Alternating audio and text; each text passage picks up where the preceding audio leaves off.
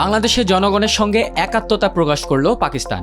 পাকিস্তানের পররাষ্ট্র মন্ত্রণালয়ের এক বিবৃতিতে এ কথা বলা হয়েছে বলে ৭ আগস্ট দেশটির সংবাদ মাধ্যম ডনের এক প্রতিবেদনে বলা হয়েছে।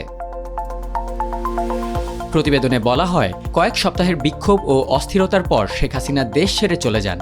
পাকিস্তান বলেছে তারা বাংলাদেশের জনগণের সঙ্গে সংহতি প্রকাশ করেছে। বিবৃতিতে বলা হয়, আমরা নিশ্চিত যে বাংলাদেশের জনগণের দৃঢ় চেতনা ও ঐক্য তাদের একটি সম্প্রীতিপূর্ণ ও সমৃদ্ধ ভবিষ্যতের দিকে নিয়ে যাবে। কয়েকদিন ধরে বিক্ষোভের পর শান্তিপূর্ণ ও দ্রুত স্বাভাবিক অবস্থায় ফিরে আসার আশা করছে পাকিস্তান। এর আগে গত ৫ আগস্ট ছাত্র জনতার আন্দোলনের মুখে পদত্যাগ করতে বাধ্য হন শেখ হাসিনা। চাপের মুখে পদত্যাগের পর শেখ হাসিনা ভারত চলে যান। বর্তমানে তিনি সেখানেই অবস্থান করছেন।